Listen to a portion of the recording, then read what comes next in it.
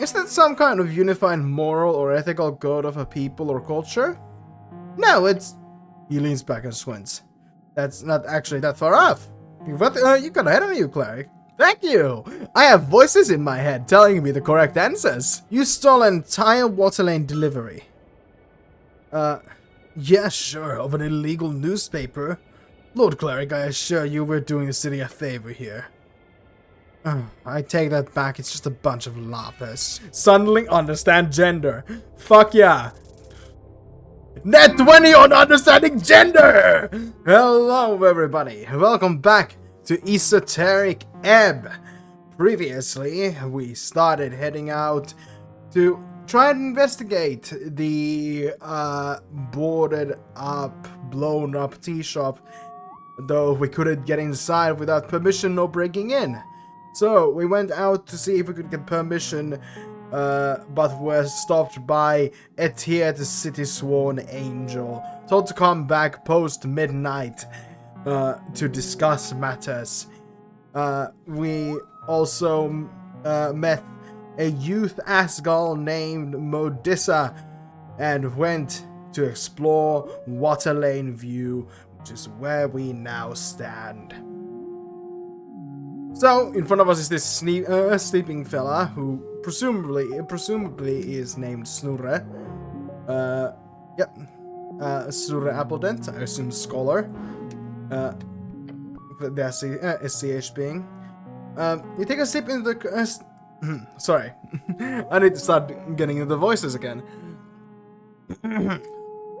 There's been some issues in previous episodes that my mic hasn't really picked up that well, me voicing these characters, just cause it's, you know, there's fluctuations in volume and stuff, so I'll do my best to speak a bit louder and clearer so that it can pick it up properly, which means that some of the voices may change a little bit. So, you take a step into the cramped office, standing in front of a sleeping halfling. Ooh, halfling, okay. Good forenoon, citizen. Oh, he mutters and widens his bushy eyes. His confused gaze focuses on you. Life is pain. What? Terrible, terrible pain. Oh? He mutters and rubs his face. That's a bit too gnomish, maybe. Terrible, terrible pain. Oh, let's go with that. The wrinkles fold over one another like waves on a storied sea. Are you? He looks at you with his weary expression. Then he rubs his nose and sniffs twice. Are you here for the invoice? A quick glance to Snell. His words come out in a typical forced accent. What? The invoice? I don't have any invoice, not for you at least. Lean over to Snell. Should I have an invoice? No. No? No? Oh. Oh, hold on. I've already paid that invoice. You're here for something different.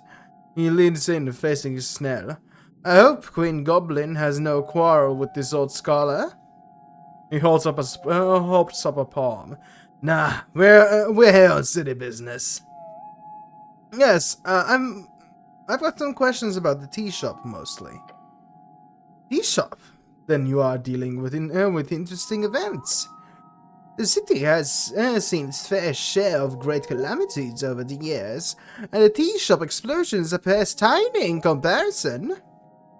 Probably, but I have some questions regardless. Of course! Curiosity is absolutely vital for keeping the old brain in motion, so I commend you, cleric. You are well, my goblin friend. He looks around, grunting. Can I get either of you some fucking water, or... Fucking water? That's such a weird place to place a swear word.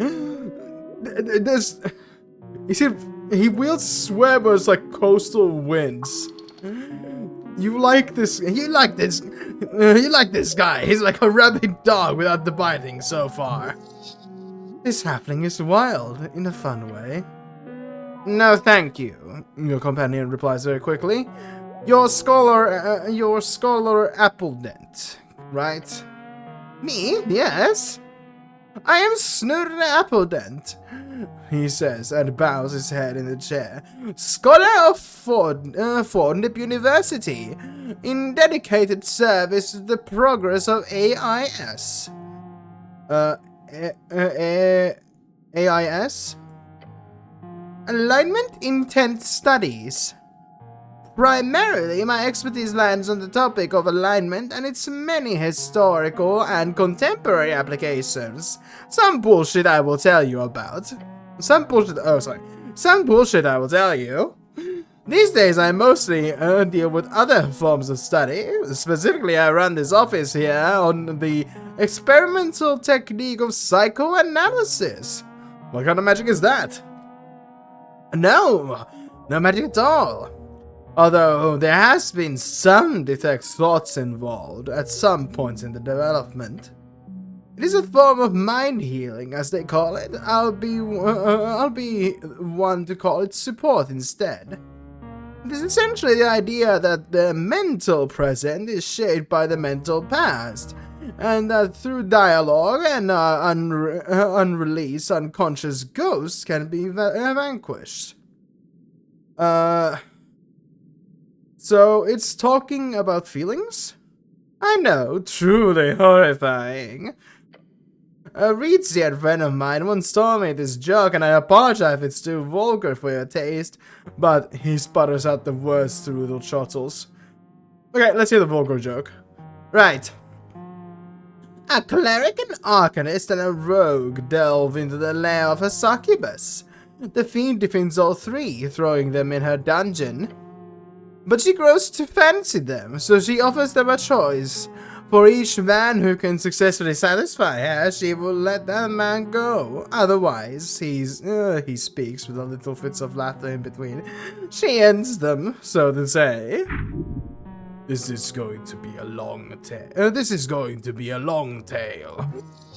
You actually haven't heard this one. With a rambunctious tale, go on. The three adventurers debate in which order to go. Eventually, the rogue and arcanist decide the cleric should go first, as he's still virgin and will be least likely to increase her standards. The goblin companion rubs his eyes as he listens to the joke. The cleric, being divine and so on, prays to his god and goes to the fiend's bedchambers. He comes out 10 minutes later, completely unharmed, and gives a thumbs up to his two friends, who of course both feel a great sense of relief. The arcanist goes in next, confident and arrogant. If the cleric could do it, the fiend must be easy. Within minutes, his bones roll out of the bedchamber entrance, the man having been incinerated by hellish flames. The rogue is horrified and realizes, obviously, the arcanist overestimated his abilities, so he carefully enters the bedchambers, ready to put every ounce of effort into it. Less than a minute later, screams erupt from the bedchamber as the rogue's lifeless corpse falls out of the entrance. The cleric prays for the souls of his comrades and gathers the remains for burial. The succubus steps out, smoking a cigarette. She tells the cleric, "My, your friends were truly terrible. They were just fumbling about down there. At least you managed to touch it a little." To which the cleric responds, "You are truly an awful creature, and I will pray for your presence to be exorcised from this plane of existence every day until the day I die." Then before he walks away, the cleric also adds, "Oh, but I did heal that horrible wound you had between your legs.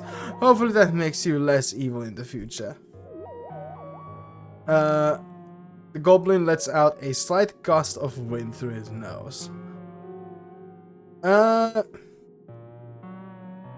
I mean, is the joke that he closed her close the succubus's pussy up so the rogue and arcanist had no chance? Or what's the... Or like... Sorry, what's the idea here? No, explain it to me. I don't get it. Oh. Having shoulders loudly. My kind of humor, you might say. In short, you confuse this succubus as an evil in the world, which religious fervor would pray to repair. However, such reparations could often lead to a not so optimal path. He keeps on laughing. Almost simply, you could say it's a basic allegory for alignment itself. The cleric meant well for all intents, but his actions cost the life of both his comrades. Is that evil, or is it good, and so on? Either way, psychoanalysis, yes, that's what we were talking about. It's about feelings, thoughts, memories, choices you've made, things that have happened to you.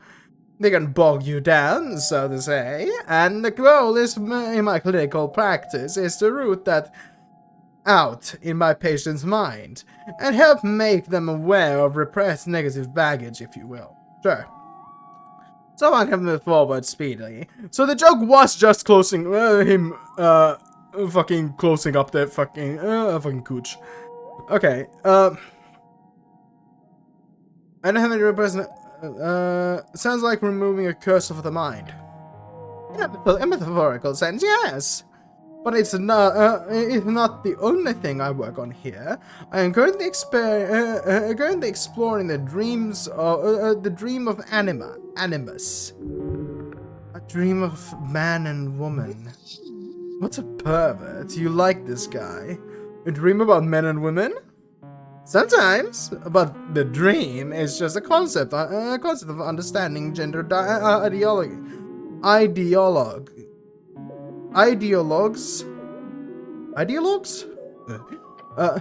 Beyond that, I also focus a lot on my own unverified theories. He slaps his knee and grins. The folk spirit, have you heard of it? Sounds like a collective folk view of morality. Is that some kind of unified moral or ethical code of a people or culture? No, it's... He leans back and squints. That's not actually that far off. You got ahead of you, cleric. Thank you! I have voices in my head telling me the correct answers. The folk spirit is the working title for my new thesis. Most of it is, if you excuse me and excuse my ignorance, fucking bullshit. But in short, it is about how each folk share a number of core communal archetypes, or myths. I have traveled around the coast to collect as many tales, writing down thousands of stories previously only passed down orally. All to see now will... all to see how well my theory holds up in the minds of so many folks. In the minds of so many folk. He clears his throat and leans back into his chair. Apologies, I am ranting here. Let's put a stop to it. What do you want, cleric? Finally. Yeah. What do you know about the tea shop? The one that exploded? Oh, horrific. He gestures wildly towards the rocky wall. It started shaking. It was as if the red rock of Tolstad itself was cracking.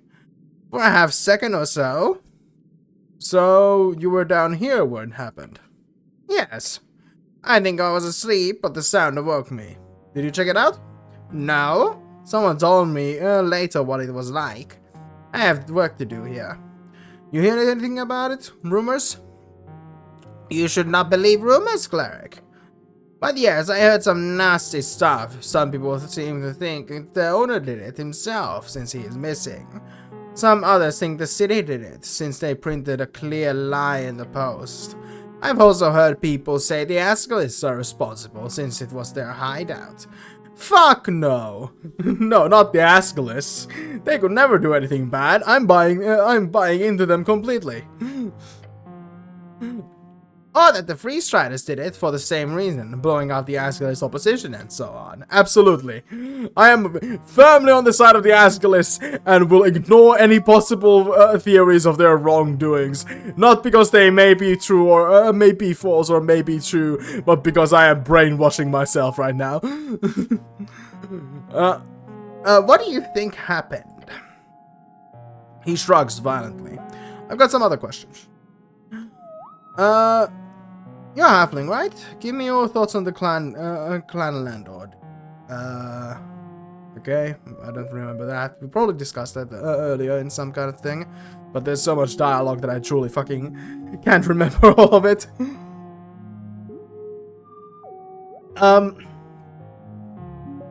Give me some mind healing. Of course, I am, however, a bit swamped, swamped in work right now. I'll get you a book slot. I have time after the election. You should come visit. Okay, I'll do that. Great. I have not had a chance to hold a dialogue with a cleric before. It will be interesting. Truth be told, I am very overworked. I'm struggling with a certain topic. He makes a noise that might once have been a cough. Your man's frustrated. He's trying to avoid even thinking about it. What? I am focusing on a specific idea of civics. The idea of two opposite faces of your ego, masculine and feminine. But I just can't seem to get past a certain hurdle, an obstacle. Explain. You see, there is a work called Book of the Mind. It is, in my opinion, civics' masterpiece in the figurative sense. Figurative? Indeed. No, I'm just asking, what does that mean? A figurative masterpiece? It's, I am saying it's a masterpiece in the sense of the common tongue, as opposed to a masterpiece in a literal sense, being a work of a work to finish a master's scholarship. Anyway, there's a rare edition of this book which contains the rumored so-called final foreword from Civics himself. In this foreword, he apparently reveals the revelation about his categorizations of the psyche, specifically on the topic of gender. Cool. Truly eldritch knowledge. Yes, absolutely. As a person belonging to a secret third thing, absolutely, it is eldritch knowledge. Might be nothing, but it would be highly interesting getting my grubby hands on it. He leans in and whispers, and more importantly, it would bring me great pleasure to know how much civics would be spinning in whatever Thanesian mass grave he's buried in, if he knew a halfling like myself was pioneering in his footsteps. He wasn't a fan. Like most humans of his era, he was very, let's say, humanity first. Snurre leans back in his chair. This final 6th edition of the book, it was only printed in 10 copies. The publisher then hiked up the price in order to sell it to the collectors. Those collectors have spent the last 3 decades using these copies as a form of investment, making sure to keep the content of the foreword a tightly guarded secret.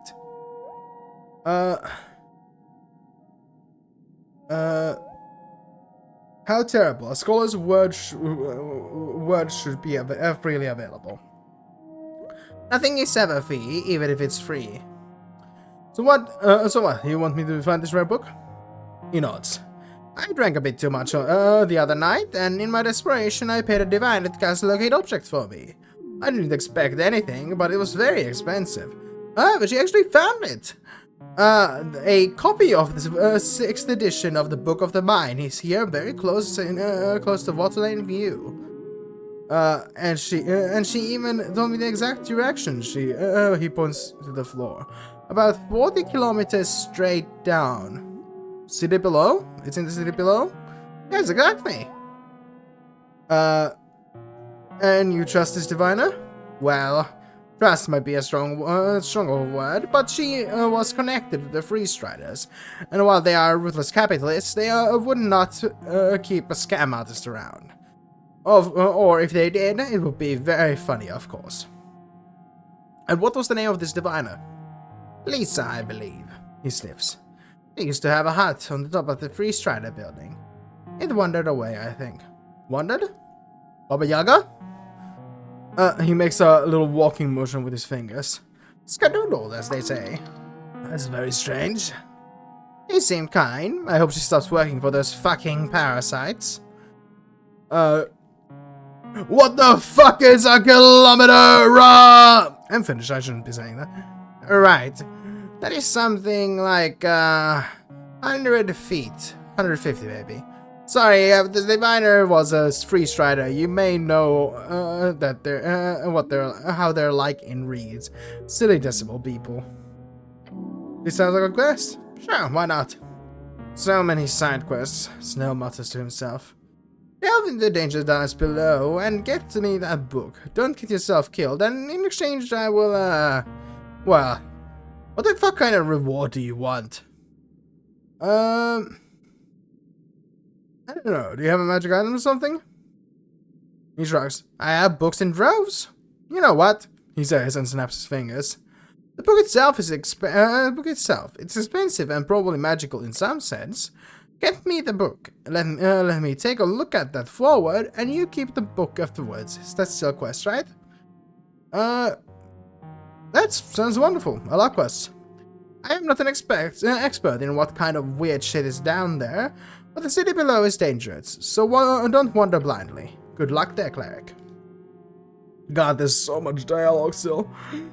I want to inquire about this fox spirit. How does death and resurrection work with all this stuff? You're expecting alignment. Let's go for fox spirit. Imagine, if you will, the origin of our stories. Sure. Good. As sentient folk, we clearly have the base ability to come up with random ideas and turn them into emotionally resonant tales. Tales that explore the condition of life itself and make us feel many things. But an interesting thing happens if one were to study the core parts of these stories. That even if we look at the stories crafted in entirely different bands, separated isolated tribes, or even in the worlds outside of Jor itself, there's overlap. Stay quiet. Humans who live in the remote mountains of Ym have the same repeated tropes in their foundational myths that the humans in Reeds. Same for halflings. The Stormbloods of Gargamesh have the same variations as my people in Fortnip, despite being separated in esoteric evolution by at least 10 millennia. It is as if every folk is haunted by a spirit, like an unconscious collective dream of concepts and ideas that follow us. Even when those separate folks originate from entirely different worlds. Could you imagine? Two folk arrive from two separate gates of Jor. They are alien to one another, culturally, spiritually, biologically, yet they share those core myths. That's what I'm studying. Huh. Had to take a sip of water. But yeah, I think a lot of that comes down to the fact that a lot of stories, especially tales from religious texts and mythology, a lot of things, the reason that there might be a lot of align between cultures is because these stories seek to, first and foremost, either teach a lesson or answer a question. Like, how was the world created? What is the purpose of life? Or something like that. So that's why there happens to be overlap, because, you know, the purpose of those stories is often to answer some kind of question. And those questions often align between people. That is very interesting. Isn't it? Most importantly, it's provable. A unified soul of a people. What happens upon merger? What happens when two folk types merge? Ah, yes! He lifts a finger. No clue. He's honest. It is even hard to pinpoint due to the nature of merging cultures. In cases like humans and dwarves here in Norwich, there's more data, but not enough to say anything of note. But it seems like to me like the folk spirit remains pure in a sense, in one direction or the other. For examples, humans can obviously reproduce with dwarves, but the offspring is always, aesthetically and biologically speaking, very human. which does not make sense biologically. We are, scientifically speaking, different species. Dogs don't breed with cats, do they? The same effect can be seen in most functional folk mixed breeding. Logically, it should not be. Evolutionary adaptation dictates the creation of a mixture, not a one-sided creature. So it's theorized to be some type of powerful esoteric effect that allows this reproduction to take place. In the scholarly community, we call it the Oso effect, the one-sided offspring. But that doesn't mean that dwarves would eventually stop existing in Norway and would just become human. And you think the folk spirit but doesn't that mean that dwarves would eventually stop existing in Norway and just become human? It's a good question. If two people live alongside one another for a long enough time and they reproduce with one another equally, but the offsprings are all aesthetically human, then yes. Eventually, there would only be one people, and it would be people who look human. However, there is a big factor in charge here. That is the exclusive and enticing topic of mating preference. There is not much proven data I can point to, but if you allow me to speculate, then I would say only a minority of the population of any tribe will ever have a strict preference for mating outside of that tribe. Without having a basic assumption like that, I do not believe the tribe itself would remain intact enough for civilizations to merge. So in the case of dwarves and Norvik, I do not believe the two types can ever truly merge. Cooperate, yes. Cohabitate, of course. Even mingle and date and crossbreed, absolutely, why not? But merge? No, impossible. Of course, this assumption ignores the OSO effect. So it feels a little bit crackpotty. Take it as you wish. And you think the folk spirit follows the one-sided offspring? Maybe. I've done enough work to say anything. I have not done enough work to say anything for sure. Nor have I been peer-reviewed. Nor am I a very sane or stable individual. He grins. Alright, I think I understand now. The goblin crosses his arms, ready to hear your comment. The halfling scholar leans back in his armchair. I think you got something cool cooking here. It's an interesting topic of study, in my opinion. Oh, do you? He gives you a quick nod. I would not spend my old age here if I did not agree, in some deep sense. He sniffs. Thank you for listening to my rant, cleric. You as well, my goblin friend. You're welcome. There's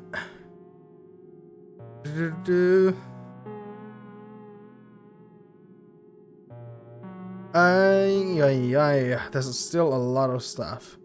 I have some personal questions for you. Nothing too interesting there, he says and sniffs.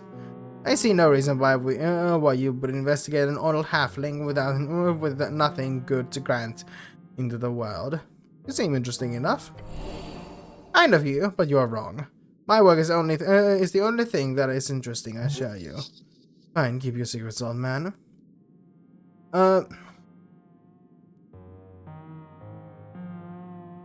You're an expert in alignment, huh? Somewhat. I wrote my masterpiece on the subject. That should account for somewhat of an understanding of the subject, but not enough, never enough. He sniffs.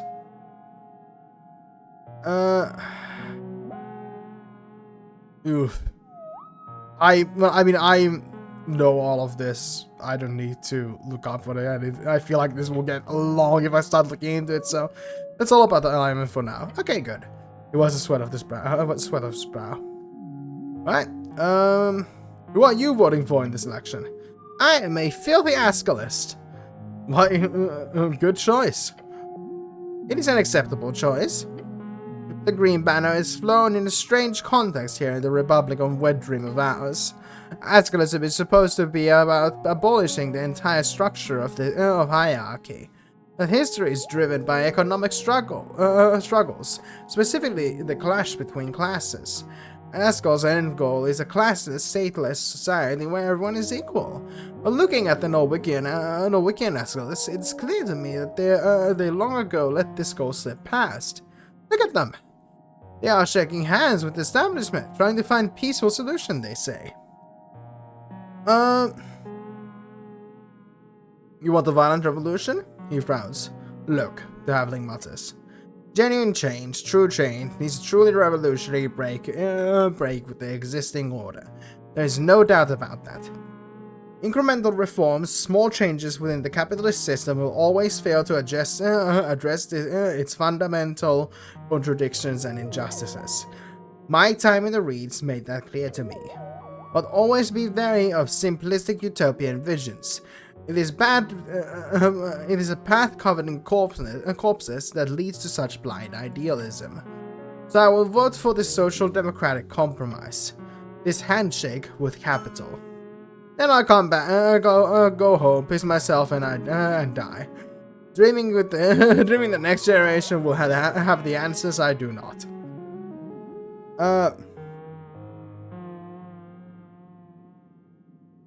I hope the next generation votes for a violent revolution. Yeah, sure. He grumbles. Do not be too eager to deal out death in judgment. Not because these truly fascist regimes do not warrant death, but because whatever force would be strong enough to dismantle them would be so powerful that we could never trust them to create a perfect realm without oppression. Not even Asgard could do that. And yes, even the revolutionary freestriders are fascists in a deep sense. How do you think they got their start? Through coin of those who profited in great suffering of old Diminois. In the Coast War, in the grind of flesh grinding the flesh of humanity.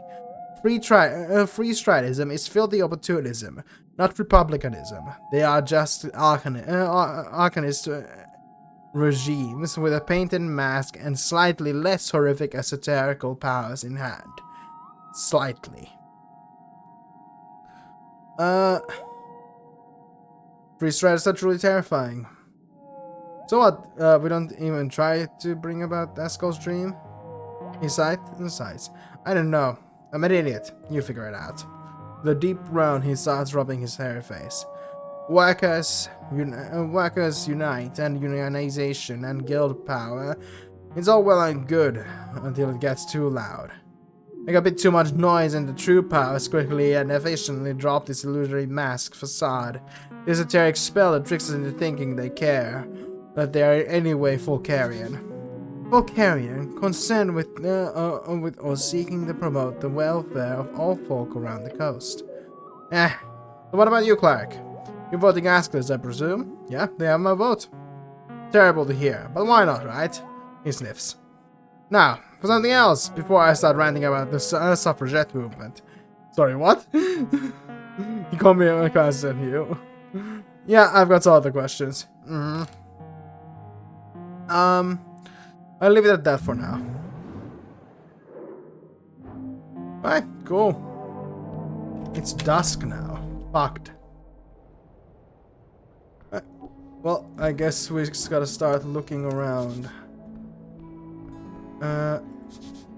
Excluding the anti-magic messaging, freestridism comes with great branding. Did it say great branding? No one can dismiss the dwarf architectural genius. Dwarf gazes on the dockyard. Hello? Cleric? Sorry, I'm busy. Okay. Let's see what's going on here. Oh, a tiny primal spirit. Engage. Something. Yeah, freeze-dried compounds. Oh. Oh, this is probably the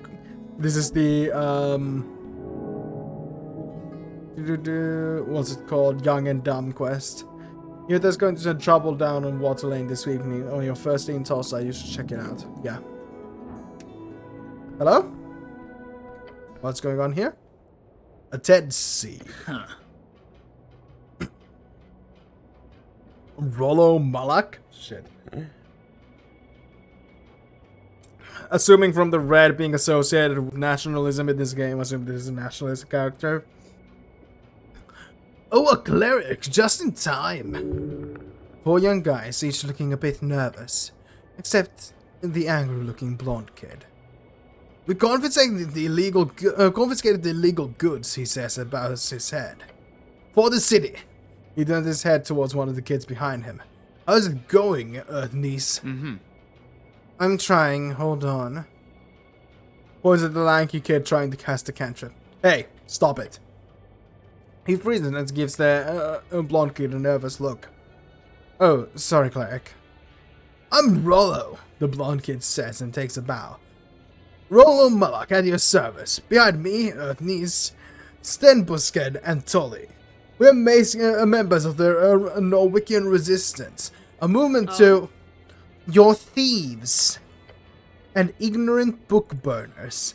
The girl adjusts her spectacles and straightens her back. With all due respect, Mr. Cleric, she says, don't believe a word from these thugs. You know there's two other girls behind her, a halfling and a dwarf. Both look at each other. Assholes! Careful, it's an actual cleric. Thugs? Come on, Modissa, really? Like I assume Ascalian youth. Ascalian youth aren't just a bunch of ruffians. I've seen enough. The goblin whispering to you and sighs. Just activists clashing. The AY? Ascalis youths. Yep. Sneer Grima bands.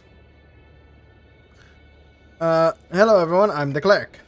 They've stolen, she hisses, then turns to Rolla and blocks out. You stole an entire Waterlane delivery. Yeah, sure, of an illegal newspaper. Lord Cleric, I assure you we're doing the city a favor here.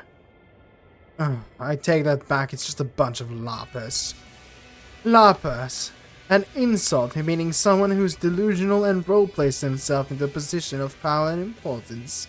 Based on LARP, meaning live acting roleplay. Is it live action? No. Okay, I'm sensing a conflict here.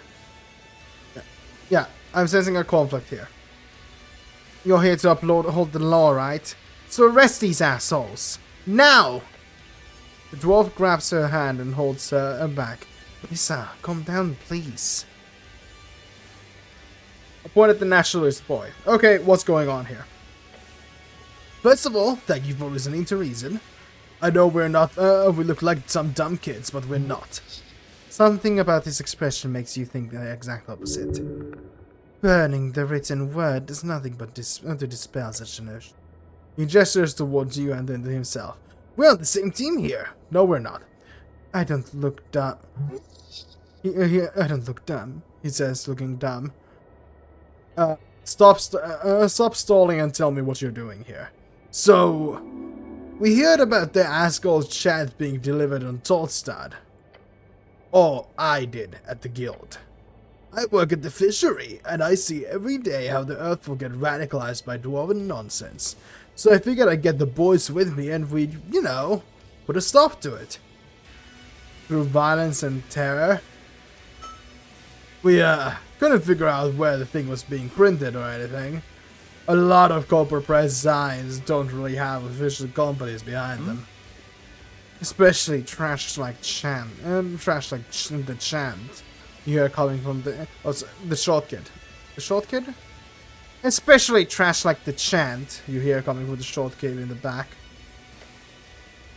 Go fuck yourself, Tolly. Hey, relax. I'm telling our story here. With a good Lord Cleric. He turns back to you and coughs once. Of course, it's illegal to distribute unlicensed papers in every official district, so I ask around. Apparently, someone saw these girls in the university, going around delivering it. Wasn't that difficult to figure out. It was Modissa doing the deliveries. Fucking Modissa. She's not allowed to do that, the large gate. She's not allowed to do that, the large gate in the back says with a nod.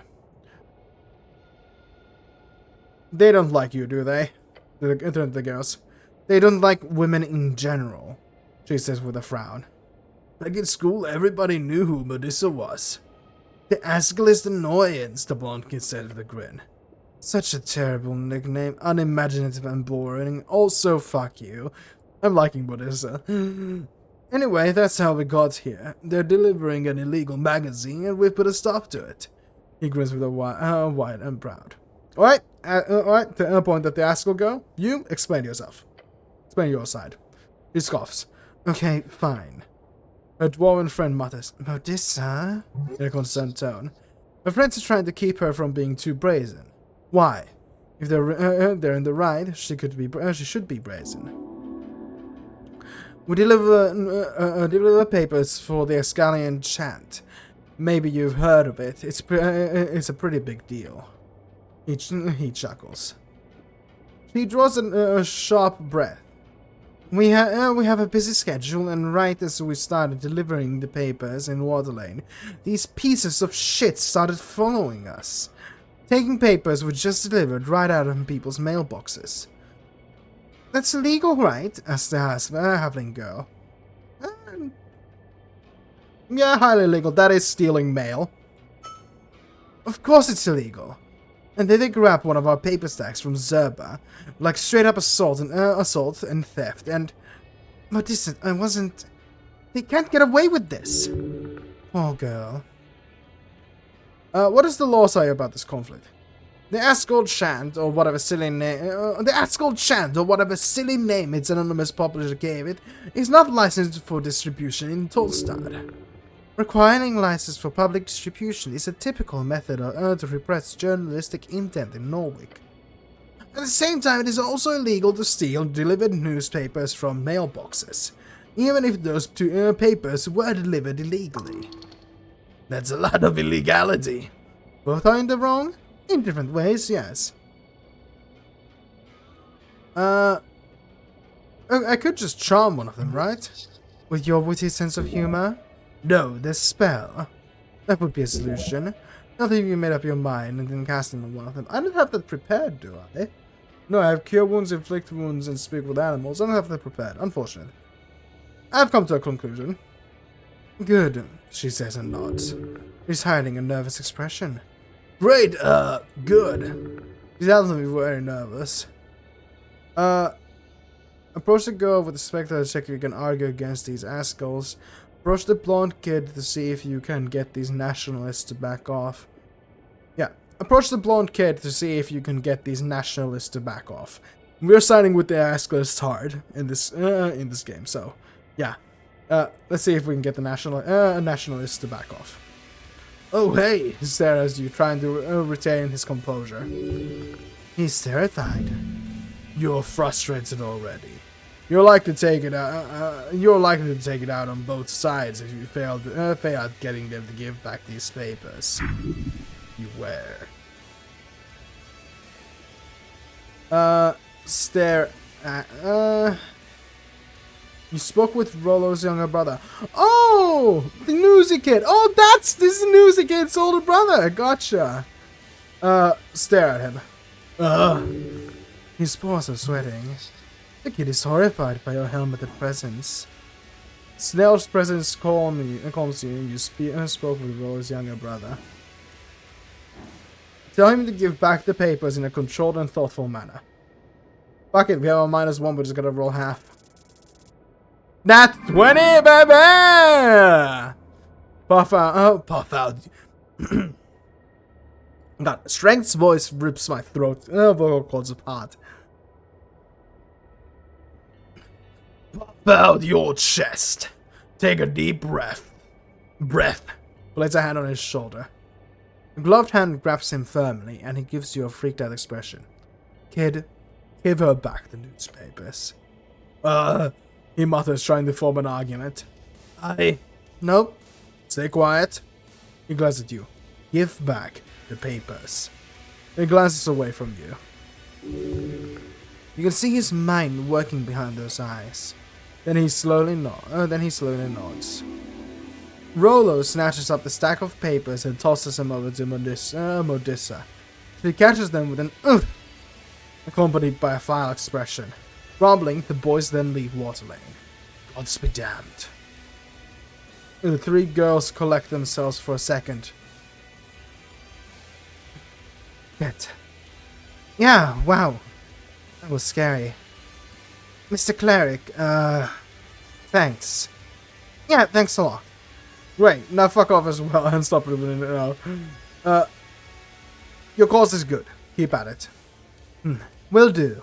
If you want to help out, come by Simi's apartment at the halls. As long as you're a friend, you'll be welcomed. Within a minute, they dispersed, leaving Water Lane a bit less rowdy than before. I'd say that was the right choice, even if those girls seemed shady as well. Now, let's get out of here. Sure. Young and dumb. Take root, baby!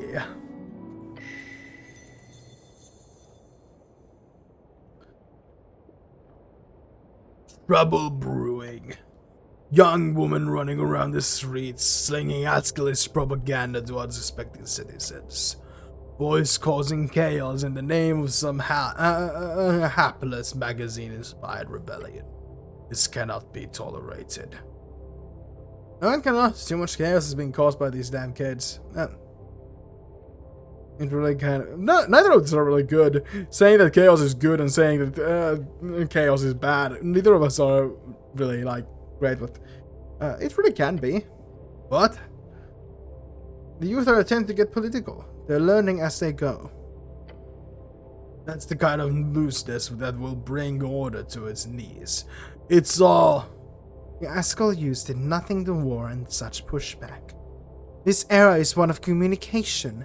Ideas interchanged freely between populace, free mind thinkers, folk dreaming of an egalitarian potential.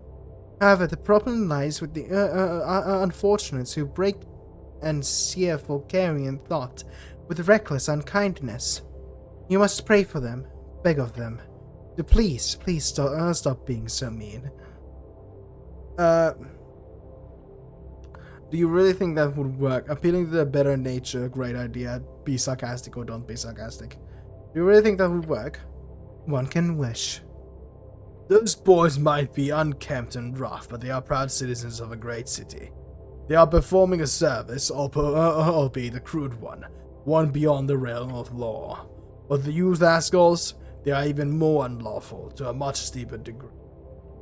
How do you calculate the Ascal girls were just doing a technically crime. Boys were doing multiple literal actual fire-related crimes. It is a morality issue, not a legality issue. You weigh morality upon the shoulders of ideology in this case. You see that, do you not? The only shoulders being weighed upon here are your manly, bulging, muscular chaps. What has happened here is a complication upon society, a representation of the wider culture.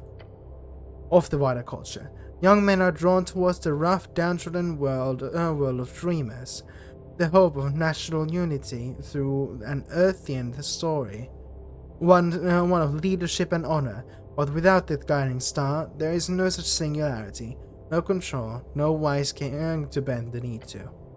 Instead, those boys are simply expressing pain through violence, enacted onto those who are attempting to craft a more caring future. That is, young women. They are as opposed to young men. They, as opposed to young men, are drawn towards a more social type of unity, with welfare and Ascalian flattened hierarchical structures. Beyond Ascal himself, who is by his function also a male figure, it is to womanly people you shall look towards. Lady Fair is one. The halfling god? Yes. Lady Fair and those not. The walking god who gave everything to save her people. Ugh. Gotta take another sip. Ugh. Just. Lady Fair does not. A young halfling leads her clan through a mountain pass and defends it for 3 days and 3 nights. She is known to be responsible for the founding of the Ford Nip Commonwealth. Fornip Commonwealth, the Unified States of Halfling Lands in Western Ascan, also known as the Clanlands. They were allies of Norway in the early days of the conquest. Today, the relationship is strained after Norway refused to aid them against the Golden Horde. Clanlands? Clanlands, a term for the Unified Halfling States in Western Ascan. The official name is the Fornip Commonwealth, although many avoid this term as not to annoy the envoys of the Golden Horde. Words are few, but spread far across the coast. The church is quite active amongst Norwegian society as an organization of charity, one open to all folk, no matter their origin. An egalitarian dream. This is why women, as harsh as it is to say, are simply more suited for Norwegian leadership. Lady Fair makes it clear. Okay? A house held by a woman stands any season.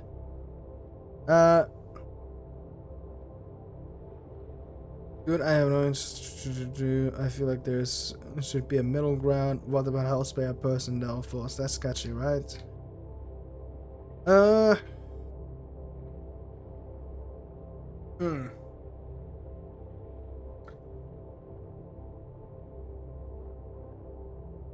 Interesting.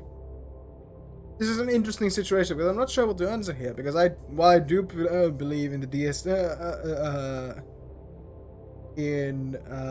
bringing down a patriarchal society, I also don't have a strong take on if women are better leaders, or if they should just be given equal opportunity to actually lead.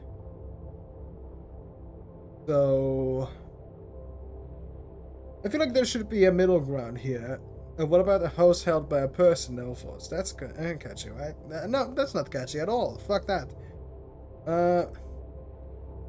Women clearly build a more thoughtful and caring world for us all. Feel like a good man for thinking such egalitarian things. Good, I have no interest in the future. Well, I'll agree. Yeah, I feel like a good man for thinking such egalitarian things. Yeah, you know what? Sure. I'll go with it. I agree. Women clearly build a more thoughtful and caring world for us all. There is something so powerful about dreams. Ideas spreading from man to woman, woman to man. But the Ascalian dream is not a blessing. It is a smile wrought in pain. A vision of 1,000 layers of intersected nets and labels, tangling every person and snaring them into oppressor or oppressed. And there is oppression. There are unfair hierarchies. The world is corrupt, but not fundamentally. If these boys are pushing back against Ascalism, that is only natural. It is an ideology which pushes a foundational belief that they are, naturally, oppressively superior. If a young man grows up in squalor, finding zero advantages from him being a man among patriarchs, nor any powers from being a human, especially if he grows up within non-human clusters, something many of the poorest humans do. When he is unable to find a job at age 19 and has almost no political, societal, or economic power in his life, which dream do you think he would believe in? The one calling him to fight and to reclaim what is his by right, a good life as a future patriarch, or the one calling him an oppressor? He does not call him an oppressor. That is an unfair reading. Ascalism is but systematic change. The young man is trapped in the same cycle of violence that all men find themselves since the dawn of time. That he must fight, that he must be a patriarch to have that good life. Ascalism will lay a foundation that allows him to be free from these burdens. He would be free to find that job, that good life, with the same prospects as everyone else. That foundation is laid by raising women to the forefront. by allowing them to flatten our hierarchies and bring about a new world. I suppose if a man already has it's pretty terrible. If a man already has it pretty terrible in the world where he's supposed to be at the top, then a world where his advantages are gone would seem worse. I'm sure there are female perspectives here somewhere as well, but I've only really read about that in Mom's books. Seems to me like more of a branding issue. The aspect needs to be more in tune with the economic aspect of intersectionality. They're clearly losing out on a ton of angry book burning boys. Look, I want what's best for men, women. I don't care about men or women. I am an equal hater. We all suck. Seems to like like it's more like a branding issue. The ask list needs to be more in tune with the economic aspect of intersectionality. They're clearly losing out on a ton of angry book burning boys. Yeah, honestly, that is, in my opinion, a pretty good take on this situation. It's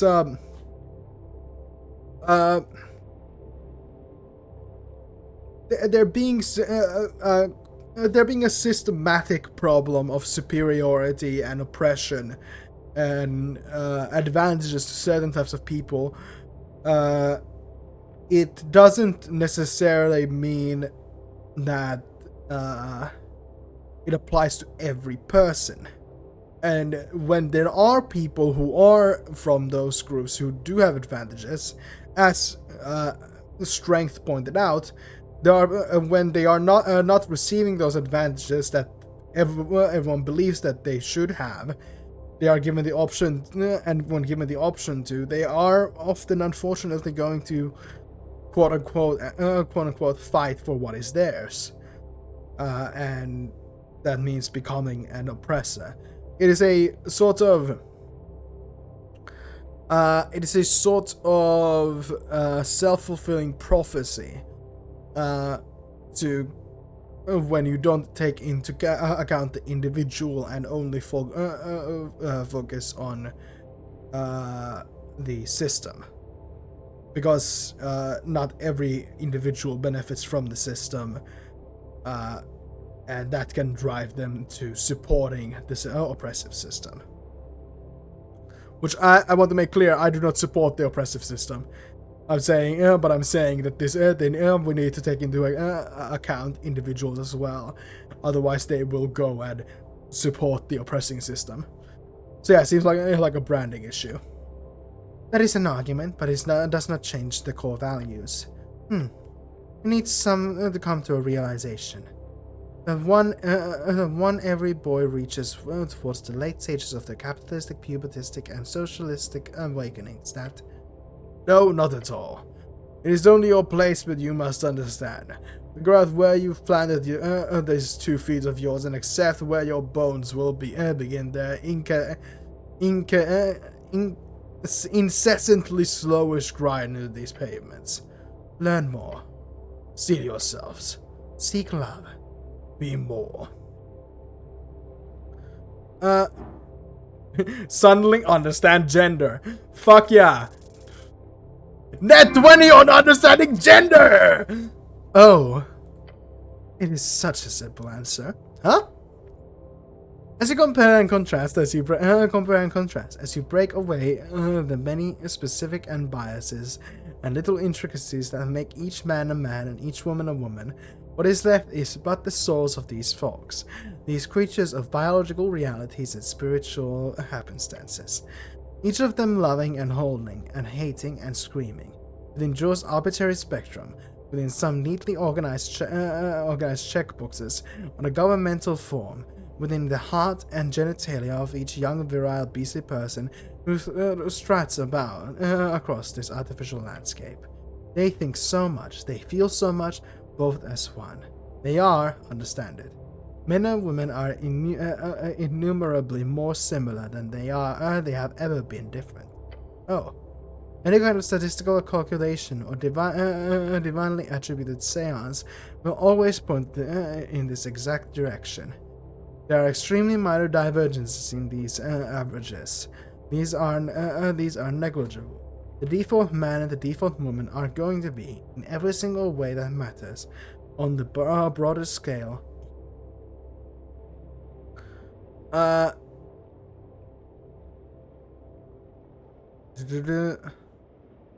do I know this? You know it because you feel it, esoterically. However, there's minor differences from the average. They coagulate towards extremes. What does that mean? If men are 1/1000th of a percentage more aggressive than women in the averages, that is nothing but an indication of this. The most violent people in society are all men. This means that both of these following statements are fully true. First statement, men and women are the same. Second statement, men and women are different in the extremes. And how does that affect reality exactly? In this way, only in extreme cases does gender affect anything. If you are dealing with the most empathetic people in the world, they will almost all be women. If you are dealing with the most competitive people in the world, they will almost all be men. Yet for the vast majority of groups and or collections of people, the more empathetic and competitive are just as likely to be either men or women. This gender divide is not something you should use to judge or evaluate average people in average day-to-day life. It is only relevant in the vastly wide distributions. You will always have more male criminals. You will always have more female ascolists, but only because the most violent people become criminals and the most lovely people become ascolists.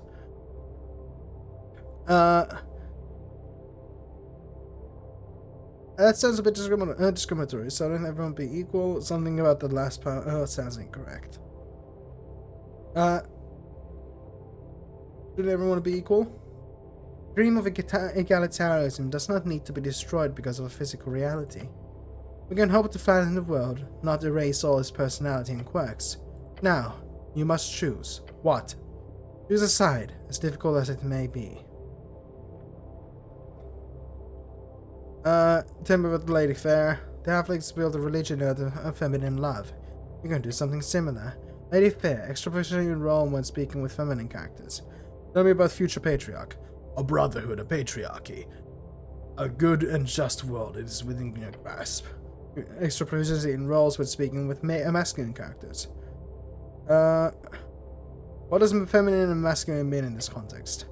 It means where the target lands on Joe's gender spectrum. They will always be on the on one side of this esoterically decided middle point. If you disagree with that judgment, take it up with Jor. This is the probable outcome, yes. But do not always assume the gender placement of a target. The world is often more complicated than you initially imagine. I'm ready to make a decision. So do so. Stand tall. Do not be afraid. I'm picking Lady Fair. It is done. The feminine has entered into your body, your soul, your blood. Be kind to all. Be slightly less confused about gender and leave. There we go. I think I may have leveled up. Yes, level advanced. There we go. Ability score 1, hit points 5, hit dice 1. First level and second level spell slots. Wonderful. We're gonna up my whiz. So I want to make that my highest eventually. Alright. Cool. What else can we do here? We could see about the copper press fever. What is this? Scarlet Reed's trading company with a signature of the Free Striders logo. Okay. Anything in this door looks promising. Okay. Engage. You stand at the before the damp door on a cramped corner house. The wood is dark, swollen with the perpetual moist of water lane. A layer of river mud and algae. You know someone here? Knock on the door. You wrap your knuckles against the door. A solid rhythmic knock. Wait. A moment passes. Then the sound of a heavy latch sliding. The door creaks open. A pair of bulbous eyes stares up at you. It is an Anuran, dressed in a tiny velvet smoking jacket. Quite distinguished despite the lack of pants.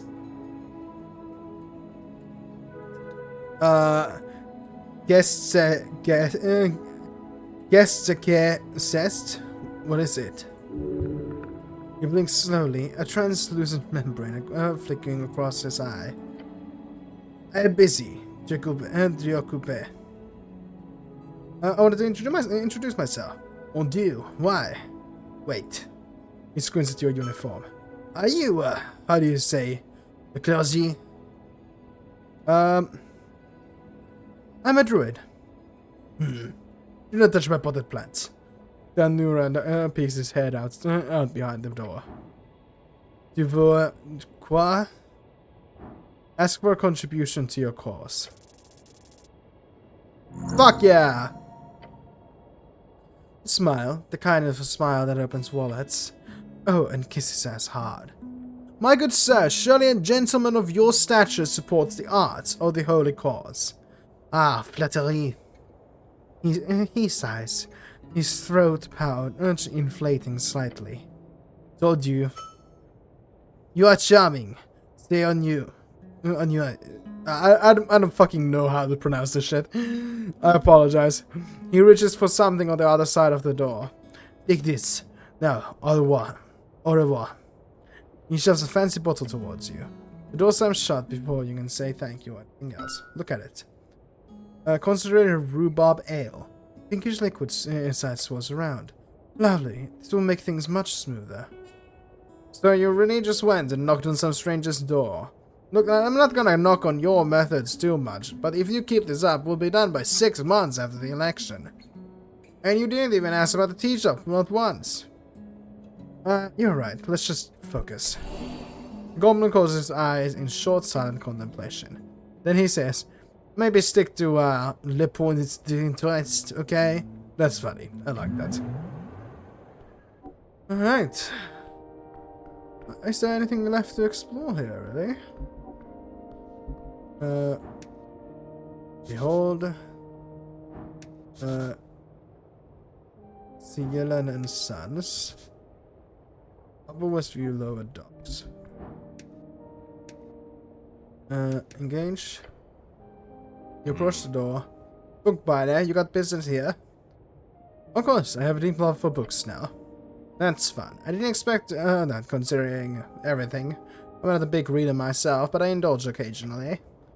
He sounds surprised. That's rude. Very rude. Druids sometimes read books if they're rough-looking enough. Or is it rude to read the corpse of a tree? I don't know, cleric. He groans. Well, maybe we shouldn't just stand talking in front of a shop. You're knocking or we're leaving. Knock on the door. Within seconds of the knock, the slit on the door sides open. Beyond, you see a pair of large yellow eyes glaring at you. Shen Yellen, Bookbinder. Heyo? Heyo? Is this pest control? The eyes quickly to the left. In a sense? The eyes push closer to the slit in the door. As they do, a bush of grey feathers pokes out. A bird folk. A cleric? No, I'm a rogue. Let me say druid! No, I'm a rogue. The birdman behind the door ruffles his feathers. Shen Yellen is my name. If you are not protocol, I need nothing from you. Please leave. I've ruined my prayer book. Can you fix it? Prayer book? Yes, I have seen quite a few. Drop inside, I will check a look. Right? Oop. Yes. Horrible. Salt water left swollen. You could have avoided the worst of this if the drying process had been handled better. I will rebound this file a mess for you. Right. How much will it cost? We will see. It depends on the process. I will need guidance on the directions of the rebinding. The spells inside are lost. However, the style and formatting can be saved. Using my skills, I can aim at something from the towers, which would be most similar to the original work. I could also focus on rebinding it as in the style of a druidic ledger, or perhaps a grimoire of the dark and forbidden arts. Make it a okay. Forbidden magic isn't that illegal, hence the name. You know druidic stuff? Have you ever worked on many? Have you worked on many clerical tools? Just remake it as well as you can with the original intention in mind. Intelligence upgrade. Make it a primal druid ledger with some wisdom upgrade, and I want it to be a full of forbidden magic. You know druidic stuff? I have many customers, including various druids of this city. They have an aversion to modern practices themselves, hence my services are well appreciated. Well, yeah, make it a primal druidic ledger. That I will do. Return tomorrow, not while the sun rises. I am either resting or working silently during those hours. The sun? What's the sun? Intelligence, tell me! Ah yes, sun! The light of the day! The great source of power that moves alone across the sky over the day! Do I really need to explain this to you, you stupid fucking piece of shit? It follows a different pattern of movement in each band, and with different intensities. In a Scotty, it is small and moves quickly. Anything else you want, or will you leave me to work? What do you need help from the Pest Control Guild? Rats. Oh. They are awful. They keep spawning out of the sewer pipes. Yeah, the PCG should really take care of that. Yes. He lets out an angry bird noise. Oh, that bastard guild leader, the tall, lame slip. He keeps telling me they don't have time. No time? They have a dozen teams running around the city. No time. I heard the big problem is that they cannot get anyone to do pest control missions at the 1-star level. The PCG has a ranking system based on the danger of any particular pest they can handle. Of course rats would be a 1-star problem. They have ways. We haven't relied on the PCG for years. They just don't have the time for anything under 2-star danger ranking. It is very annoying. I have looked into it, and the problem is the pest control teams that joined the guild only take 1-star missions for a couple of weeks. Then they quickly start focusing only on the higher paying tasks, and all the actual normal pests keep spreading through the city. It is a ridiculously idiotic system. So while all the mimics and monsters keep getting slayed, nothing is being done about the darn rats. Mimics? Mimic! Holy shit, you fucking moron! This is one of the classical monster archetypes. How do you not know this shit? Horrifying shape-shifting monsters capable of copying the look of any object it discovers, although with some size limitations depending on the type. If you touch it, you'll get stuck and probably eat it. So go ahead and do that, because you're a fucking moron. Entirely due to the public, entirely due to it being a public thing, of course. Had it been privatized from the start, the birds take a few breaths after this rant. Worst part, my nephew has a team himself, the White Doves they're called, and I've tried sending messages to him also, but he just says the same thing. Too busy, too busy. I could take a look at it. It does kind of sound like a quest. If you do, I would be very happy. The rats come from the sewers connected to the city below. Well, I could join the Pest Control Guild. The old man scoffs. Sure, then you'd go and take on all the big and scary monsters and crawl up in the nights into the city, ignoring all the actual pests just to get the payday. No way, I'd work my ass off trudging through the sewers catching rats for a barely nothing payout, all for the satisfaction of a hard day's work. Really? Probably not actually. Of course. Tell me about your nephew. He calls himself Valerian Windrider. That is the Norwegian way of saying his name. He's also active within that Freestrider party if you're interested in throwing a vote for one of my fellow Alkin. He worked with those filthy yobas, which I'm not happy about. Oh, and a halfling, a clerk, in fact, of the Lady Fair Church. Oh, I've heard of that church, over in Housing, right? And that's the one. I think they're connected with an orphanage. Well, good luck with that. Thank you. Thank you for your time. Alright. Well, we got quite a lot done. So, with that, we're gonna end today's episode here. If you liked it, please leave a like, a comment, and subscribe. And I'll see you next time. Bye-bye.